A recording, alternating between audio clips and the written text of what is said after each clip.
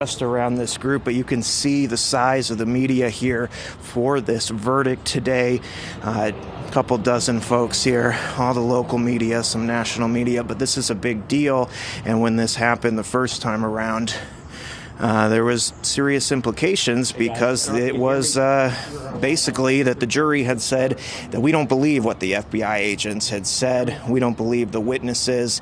It was a big deal. So in terms of what we're looking at today, Adam Fox and Barry Croft, the two men that the government has called ringleaders of the alleged kidnapping plot, found guilty on all counts. That's conspiracy to kidnap, possession of a weapon of mass destruction for both of them. And then Mr. Croft also found guilty on a charge of possession of a destructive device, which relates to a firework the government says the group modified to create something dangerous with the intention of hurting people, possibly killing people and destroying property. So some serious implications in that last case, potential implications in this case. So we are hoping to hear from defense attorneys now. This is the front of the federal court building here in downtown Grand Rapids. That verdict, we just got it about 30 minutes ago. We haven't seen the jury actually leave the building. Judge Robert Yonker telling them it's your choice if you want to speak to the media, if you want to talk to your family and friends about this case. I've asked you not to do that during the duration of the trial.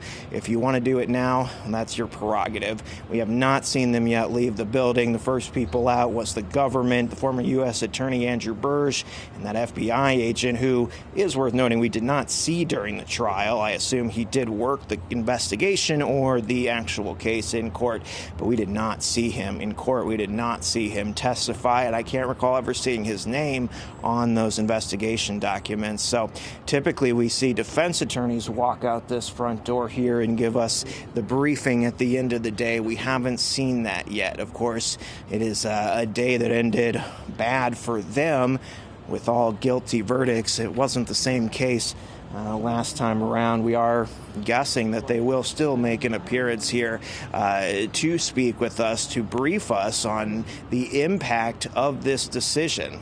It's been hundreds of days, I believe just over 600 days, that Adam Fox, Barry Croft have been behind bars.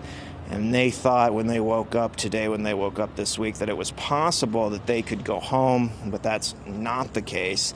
In terms of how long they're actually looking at being behind bars, well, the possibility is there for a life sentence. That does not mean that they'll get life behind bars or, frankly, anywhere close, but it is a possibility. So when that sentencing is, we will bring you that information as soon as we possibly know it, but we don't know it yet. So, again, this is the big moment here at the front of the courthouse. A lot of people here. You can see it is interesting to see just the wide breadth of media, the cameras and microphones here in West Michigan, because this is an important case, a big case.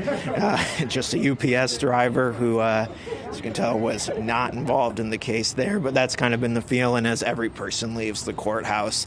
We're just waiting to see who that is and what they have to say. But this is, again, a federal courthouse, so it's not some place that you can just walk in and out of. There is security. There's a metal detector when you walk in there. So, again, we're going to bring you these updates as soon as we possibly can, as soon as we can hear from the defense, family members, friends that have been there to support them in court. We'll bring you that.